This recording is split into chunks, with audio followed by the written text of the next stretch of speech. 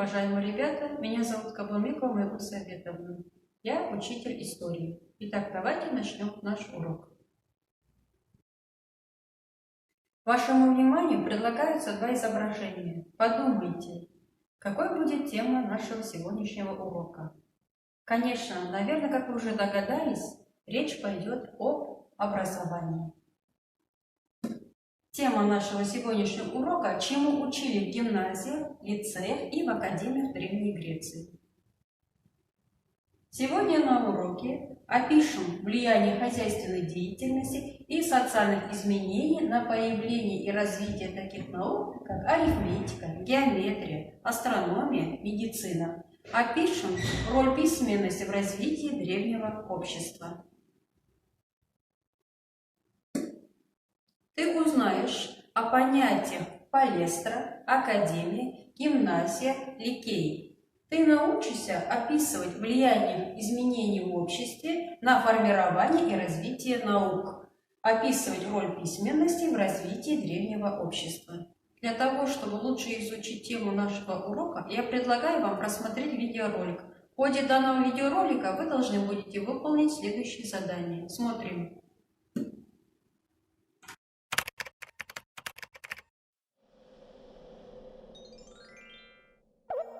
В Древней Греции было хорошо развито земледелие, животноводство и ремесло. Тяжелой работой занимались в основном рабы, а у самих греков было время для развития и самосовершенствования. Так начали развиваться наука и искусство. Крупным шагом в развитии стало создание собственного алфавита, который, кстати говоря, греки позаимствовали у финикийцев, переделав под собственные нужды. В алфавите было 24 буквы, используя которые греки могли записать порядка 70 тысяч слов. Образование греческие дети получали по-разному. Когда мальчику исполнялось 7 лет, его отдавали в школу. До этого возраста он проводил время дома, играя с братьями и сестрами. В общем, был обычным ребенком, только без интернета. Девочек в школу не отдавали. Они учились дома рукоделию и домоводству. Главными достоинствами женщины считались скромность и хозяйственность. Единственным государством Греции, заботившимся об образовании девочек, была Спарта. Обычно в школе дети учились группами. Индивидуальное обучение могли позволить себе только богатые семьи. В школе мальчиков прежде всего учили грамоте. Писали на деревянных дощечках, покрытых воском, при помощи металлической палочки, острой на одном конце и тупой на другом, которая называлась стилос или стиль, стило. Острой ее стороной писали, а тупой стирали, если надо исправить допущенную ошибку или убрать написанный текст, чтобы начать писать новый. Папирус для письма использовали редко, так как тогда это был дорогой материал. Счету обучали на камешках. Греки не знали цифр, подобных нашим, и обозначали их буквами алфавита. С 12 лет мальчики начинали посещать также и гимнастические школы. Изучение гимнастики считалось не менее важным делом, чем знакомство с музыкой и грамотой. С 18 лет юноши проводили 2 года в военном лагере, где учились владеть оружием и сражаться в строю.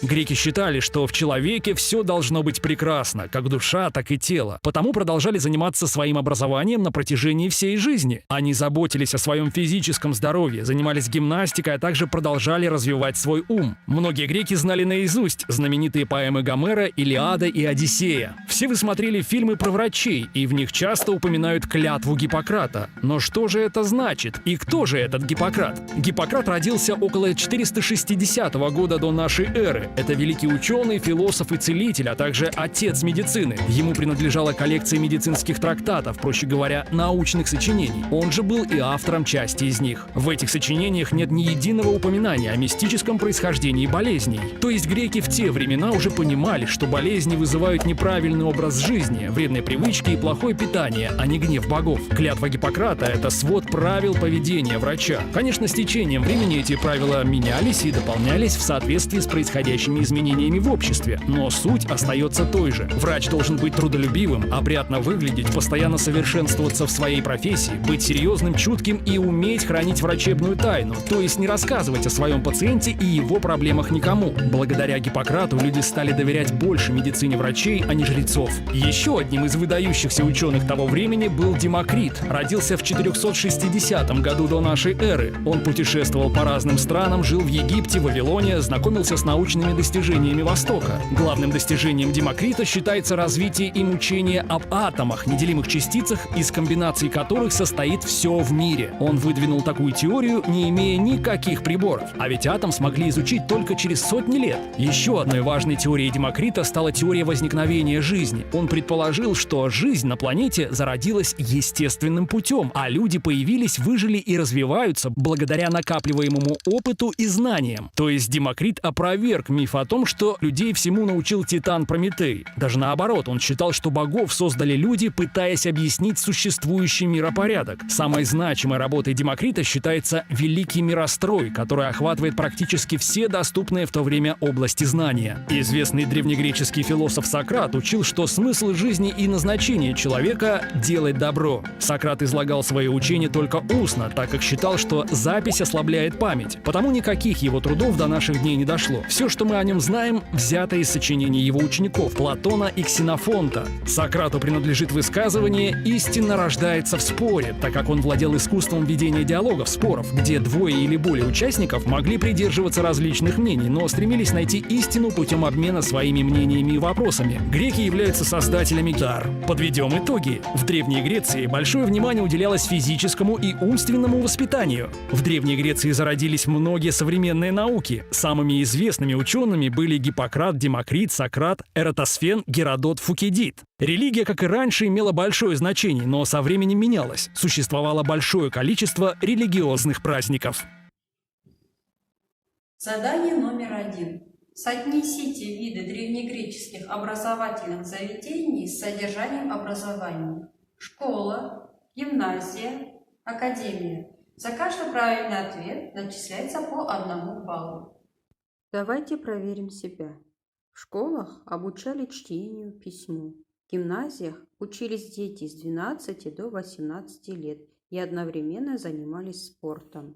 В академиях юноши продолжали обучение, изучая философию, логику и другие науки. Важно знать, с 7 лет мальчики в Греции посещали частные школы. В этих школах грамотисты обучали грамоте, письму и счету. Подросшие дети и юноши учились в гимназиях, где они могли заниматься спортом. Для продолжения образования молодые люди посещали Ликей и Академию. Это были особые философские школы, в которых обучали ораторскому мастерству, логике, математике. Учителями в этих учебных заведениях были философы. Следующее задание. Определите название палочки для письма, которые писали на дощечках, покрытых воском. Перо, карандаш, папирус, стиль, ручка.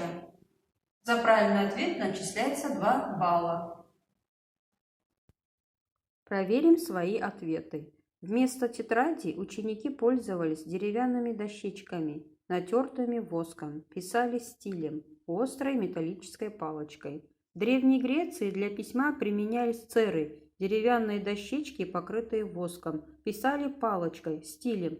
Поворачивать стиль, то есть стирать написанное, означало отрабатывать красоту речи. Отсюда появилось выражение «литературный стиль». Цветовые дощечки использовались для заметок и написания писем, литературные и научные тексты. Несколько дощечек скреплялись вместе с помощью ремешка или шнура. Так получалась книга. Ребята, давайте закрепим наш урок. Определите верное и неверное утверждение. За каждый правильный ответ начисляется по 1 баллу.